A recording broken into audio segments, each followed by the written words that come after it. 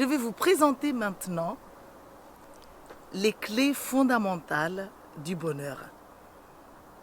La première chose, c'est d'apprendre à se connaître soi-même. Mais qu'est-ce que ça signifie, se connaître soi-même? On nous répète souvent se connaître soi-même, mais très peu de gens se connaissent. Est-ce que c'est parce que nous sommes résistants ou est-ce que parce que nous sommes partis sur une voie de garage? À mon avis, nous sommes partis sur une voie de garage. Se connaître soi-même, c'est découvrir qu'on est composé de multiples facettes et chaque facette a son propre chemin. Et chaque facette a son état de bonheur, c'est-à-dire plus ou moins. Et malheureusement, si beaucoup de vos facettes n'ont pas atteint le bonheur parce qu'elles sont privées d'espace pour vivre, elles sont plongées dans les caves de l'ignorance, eh bien, ça suffit déjà pour faire de nous des êtres frustrés, malheureux, sans qu'on comprenne pourquoi et sans qu'on sache comment résoudre ce problème.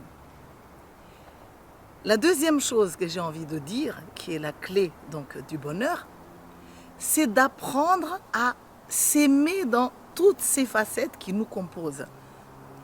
Ne pas seulement aimer les meilleures, les plus grandes, les lumineuses, mais prendre dans les bras les petites, accompagner les nuls, donner de l'espace aux idiots, écouter au creux de son oreille les jaloux, mais prendre et tendre vers la lumière les méchants. Et tout ce que je viens d'énumérer, en fait, il y a des outils pour les réussir. Comment faire pour tendre à quelqu'un une facette de soi dans le bonheur? C'est déjà apprendre à voyager entre les mondes. Ne pas rester tout simplement prisonnier de ce monde matériel. Et voyager, ça s'apprend. Apprendre à ouvrir sa clairvoyance. Et c'est pour cela que nous enseignons également la médiumnité. Mon mari, mon fils, Gwen Clapp, Jean-Marie Muller, c'est formidable. Et évidemment, lorsqu'on apprend à ouvrir sa clairvoyance, on ose assumer sa médiumnité.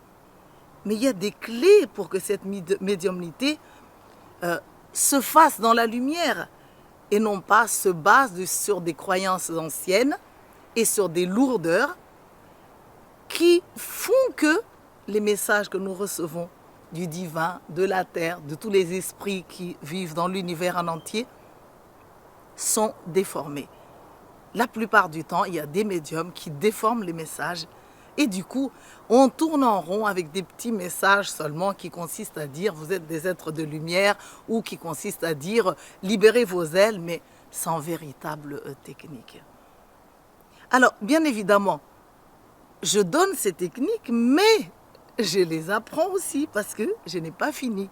Mais néanmoins, comme j'ai déjà des clés merveilleuses, mais je suis très très contente et très fière de pouvoir les partager. Une autre clé encore qui se rajoute à ça, c'est oser libérer son côté chaman. Pourquoi c'est une clé du bonheur? Parce que je viens sur une planète école et sur cette planète, c'est prévu d'avance qu'en tant qu'élève, je me cassais la figure. En tant qu'élève, je ne vais pas savoir comprendre.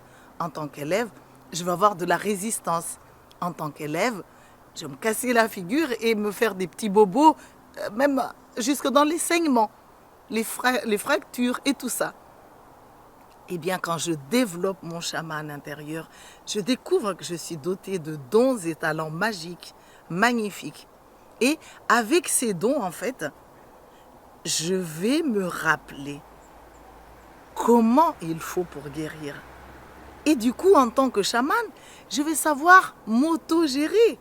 Je vais savoir sortir de mes misères par des chants, par des gestes magiques, par faire rayonner son pouvoir souverain. Tout ça, ce sont des clés du bonheur. Mais en tant que chaman, j'ai également une autre voie qui mène au bonheur. C'est ce chaman qui, à chaque fois qu'il se sent invité, appelé, même inconsciemment par des gens décentrés, des gens qui ont perdu leur voix, des gens malades. Et quand ce chaman, renforcé par des outils dont il se rappelle, animé par ses talents divins, dont il sent, il perçoit dans les mains, soigne ceux qui en ont besoin, les enfants, les adultes, les jeunes, les vieux, et tous les règnes, parce que quand on voit même un oiseau tomber d'un arbre, c'est le côté chaman qui se presse. Quand on voit un petit poussin un peu égaré, c'est le petit chaman qui vient.